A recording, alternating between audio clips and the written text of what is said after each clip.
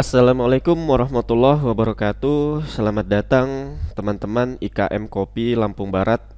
Terima kasih telah meluangkan waktunya untuk kita bisa belajar via online atau rekaman yang saya buatkan untuk menyampaikan materi-materi di dalam kegiatan pendampingan kita sampai bulan Desember nanti. Tentunya kegiatan kita ini bukan hanya sekedar kegiatan yang tidak ada manfaatnya, maka kita harus memiliki tujuan untuk bisa mendapatkan wawasan, keterampilan, strategi yang bisa membantu kita di dalam menjalankan usaha kopi kita agar lebih berkelanjutan ke depannya, dan harapannya tentu akan menjadi usaha industri kopi yang sukses bagi teman-teman sendiri selaku pengusaha kopi. Baik, teman-teman semuanya, di dalam pendampingan kita ini mungkin perlu akan saya jelaskan ke depannya, selain materi-materi juga praktek nantinya, apa saja sih yang paling perlu kita lakukan terlebih dahulu sebelum yang lainnya. Di bagian kanan ini pendampingan kita ini ada kompetensi ya. Yang paling kanan ini harus terlebih dahulu diutamakan, diselesaikan gitu ya. Yaitu masalah kompetensi seperti perizinan, ya kan. Tentunya kita nggak akan bisa usaha menjalankan industri kita kalau tidak memiliki izin. Apa saja itu kan NIB misalnya, kemudian izin industri edar pangan, kemudian sertifikat halal. Itu tentunya hal pertama yang harus kita miliki terlebih dahulu. Maka kalau kawan-kawan ada yang belum memiliki perizinan yang lengkap, tentunya ini harus segera diselesaikan. Bisa menghubungi saya apa masalahnya, kemudian perizinan apa yang belum ada. Kemudian ilmu kopi ya, tentunya kita di dalam menjalankan usaha harus tahu apa sih produk yang akan kita jual, gitu kan. Kalau yang kita jual kopi, maka kita harus mengetahui seluk-beluk kopi, setidaknya secara global apa saja jenis-jenis kopi yang bisa kita pasarkan ke market, gitu ya. Bagaimana kualitas kopi yang baik, gitu ya. Kemudian bagaimana prosesnya juga kopi itu disukai oleh konsumen-konsumen atau target buyer kita. Jangan sampai kita memasarkan kopi yang tidak ada pasarnya atau tidak ada target buyer yang sesuai dengan jenis produk kopi kita. Maka ilmu kopi ini perlu kita ketahui mulai sejak dari bahan bakunya, pemilihan bahan baku, jenis-jenis bahan baku, kemudian proses roastingnya, juga sampai kita bisa membedakan mana kopi yang baik dan tidak dengan cara uji cita rasa. Maka nanti juga kita akan belajar bagaimana menguji cita rasa kopi. Kemudian SOP ini, standar operasional prosedur, juga harus kita buat. Bagaimana kita memproduksi kopi ini sesuai standar operasional prosedur yang sudah kita sepakati mulai dari pemilihan bahan baku. Mengapa demikian? Agar ketika kita menjalankan usaha tidak selamanya harus dengan tangan kita sendiri. Bisa autopilot mendelegasikan kegiatan-kegiatan produksi kepada karyawan-karyawan kita atau kepercayaan-kepercayaan kita.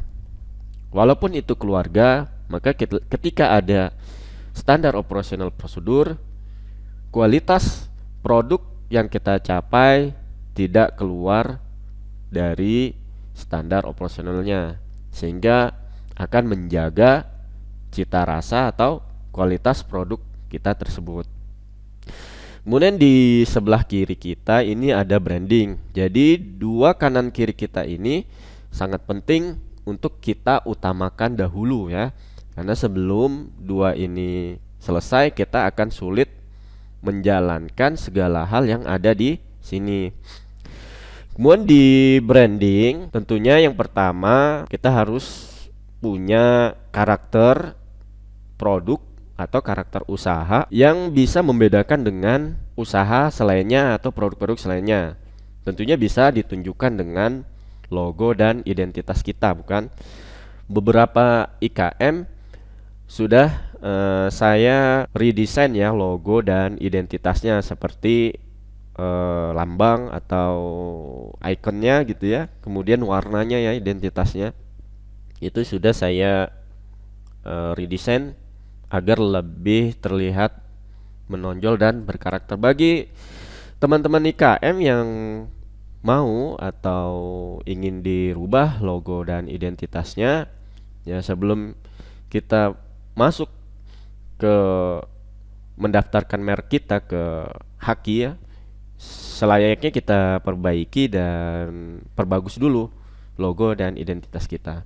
Kemudian saya juga akan mendampingi teman-teman untuk menentukan target pasar ya. Jadi teman-teman nantinya harus membuat sebuah janji branding ya, agar ketemu target pasarnya itu yang seperti apa. Apakah target pasarnya itu seorang pekerja keras? Apakah target pasarnya itu orang kantoran atau anak-anak muda ya, mahasiswa atau anak sekolah? Maka di branding ini akan saling berhubungan gitu ya. Bagaimana logo dan identitas ini dan target pasar yang ditentukan, sehingga teman-teman punya konsep nantinya ketika akan menjalankan marketing. Kemudian nanti pengembangan juga berlaku seperti produk-produk diversifikasinya ya. Ketika teman-teman sudah memiliki target pasar yang telah ditentukan, ketika teman-teman mau membuat diversifikasi produk, itu tentunya akan lebih mudah dilakukan pengembangannya ketika teman-teman menjalankan branding. Setelah dua ini kita selesaikan, branding dan kompetensi ya, teman-teman, sebagian teman-teman juga, makanya pertama kali saya menganjurkan untuk memperbaiki sosial medianya. Ada yang sudah saya bantu untuk konten marketingnya ya. Maka ketika target buyer kita melihat sosial media kita di Instagram contohnya, itu sudah terbentuk identitas dari produk atau usaha kita. Jadi teman-teman yang sudah dibuatkan konten marketing sudah seharusnya memposting konten-konten yang telah dibuatkan gitu. Bagi teman-teman yang belum mengisi janji branding ini, maka harus segera diselesaikan. Baik, setelah dua hal ini selesai ya teman-teman, branding dan kompetensi kita, maka selanjutnya saya akan mendampingi teman-teman IKM semua untuk membuat produk yang sesuai dengan target pasar. Kan teman-teman tadi sudah membuat janji branding nih, target pasarnya siapa aja, maka produknya juga harus disesuaikan gitu kan. Mulai dari desain dan kemasannya, apakah cocok dengan target pasarnya, warnanya, komposisi gitu kan. Kemudian kalau sudah menentukan desain dan kemasan dari target pasarnya, kita harus tahu juga membuat proses produksinya itu seperti apa gitu ya.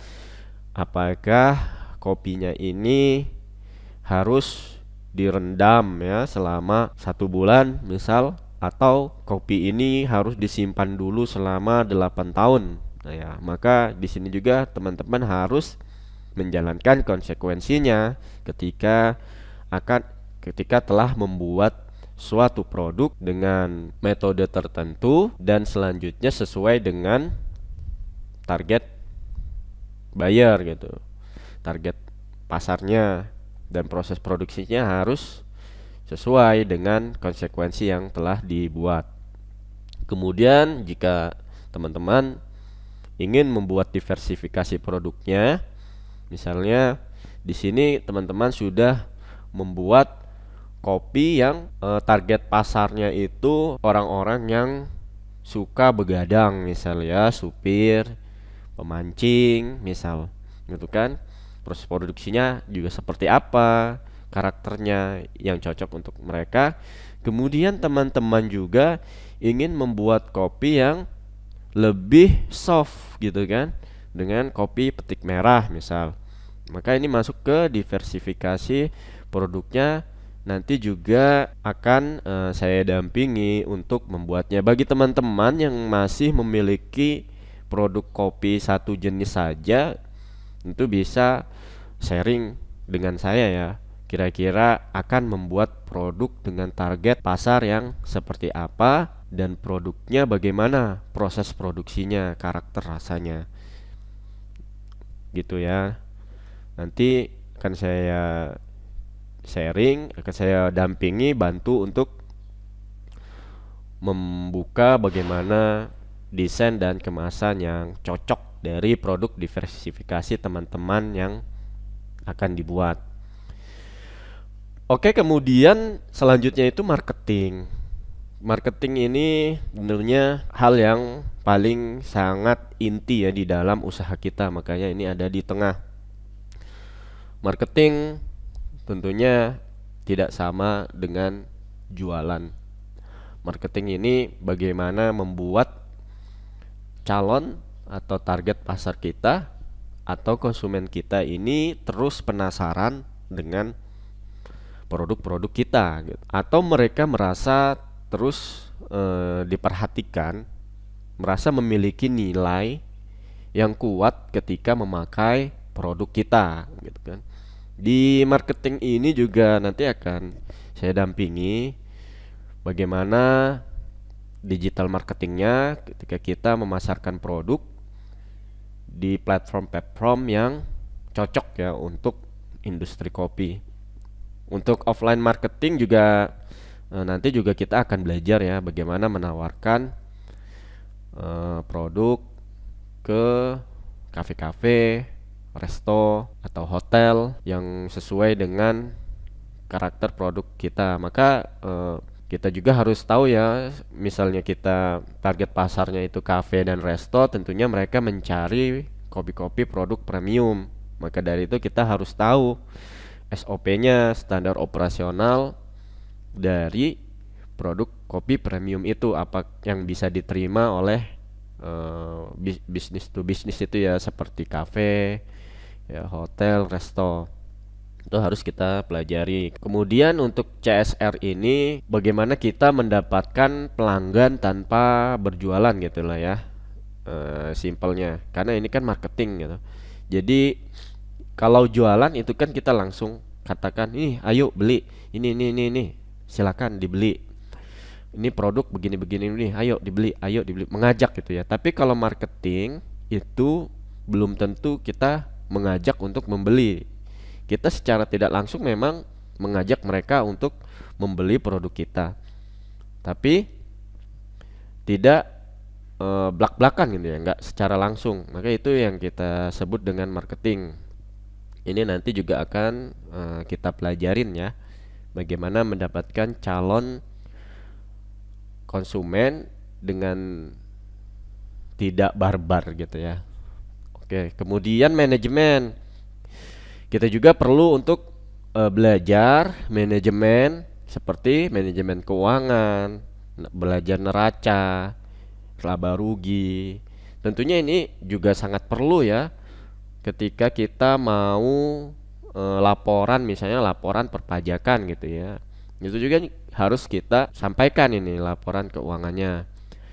Yang paling penting tentunya buat diri kita sendiri, bagaimana manajemen keuangan kita itu sehat gitu ya, tercatat semua pendapatan, pemasukan, gaji karyawan. Kalaupun nggak ada gaji karyawan, kita yang bekerja itu harus digaji. Maka gaji neraca laba rugi itu tetap harus ada gaji ya, gaji untuk karyawan, walaupun itu untuk diri kita sendiri.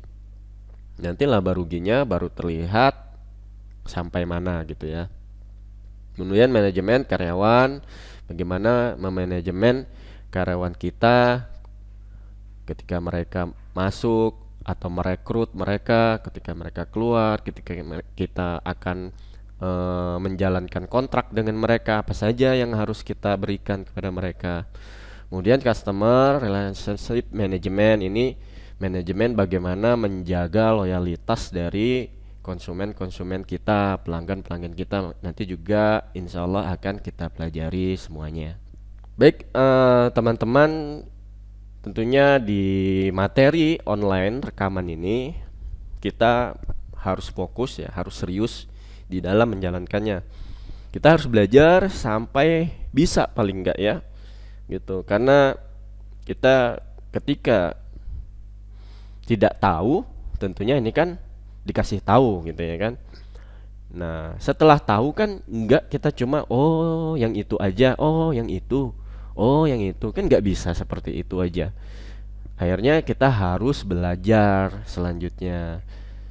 Belajar setelah tahu apa itu digital marketing gitu ya, misalnya oh yang begini-begini memasarkan usaha atau produk kita dengan cara online gitu ya. Cuma gitu aja kan nggak bisa, kita harus belajar ya. Belajar dengan teori, kemudian juga harus paham. Jadi jangan cuma tahu gitu aja, kita juga harus paham ya.